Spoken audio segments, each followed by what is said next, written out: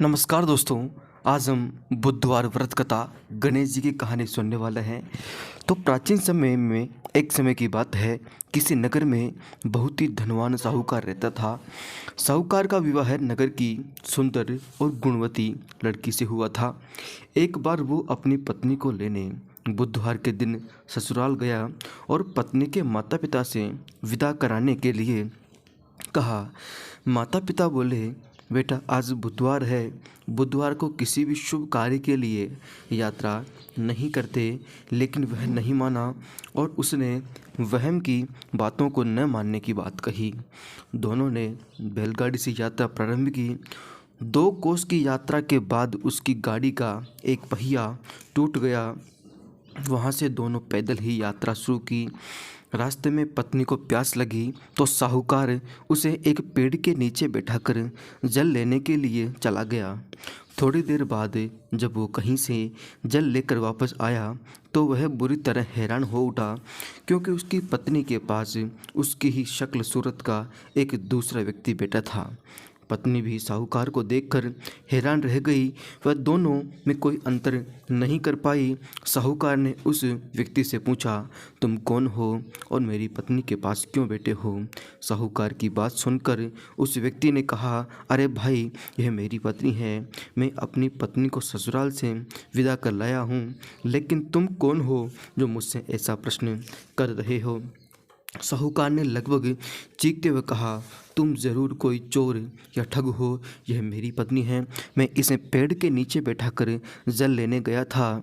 इस पर उस व्यक्ति ने कहा, अरे भाई, झूठ तो तुम बोल रहे हो। पत्नी को प्यास लगने पर जल लेने तो मैं गया था।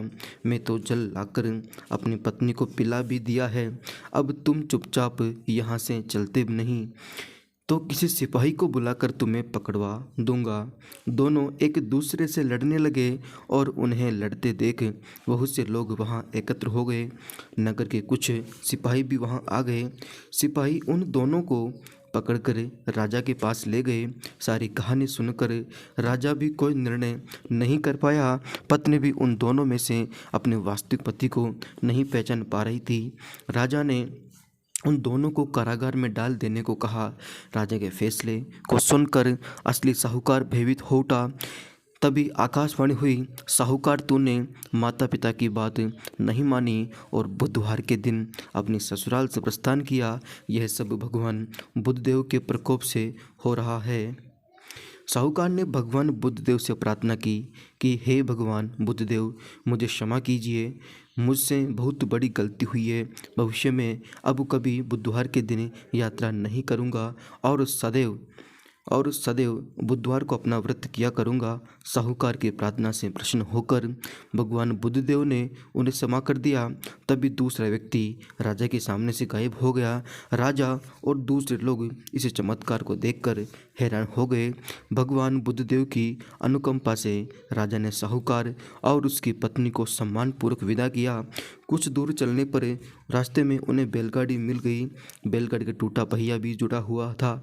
दोनों उसमें बैठकर नगर की ओर चल दिए। साहूकार और उसकी पत्नी दोनों बुधवार का व्रत करते हुए आनंद पूर्वक जीवन यापन करने लगे। भगवान बुद्धदेव की अनुकंपा से उनके घर में धन संपत्ति की वर्षा होने लगी।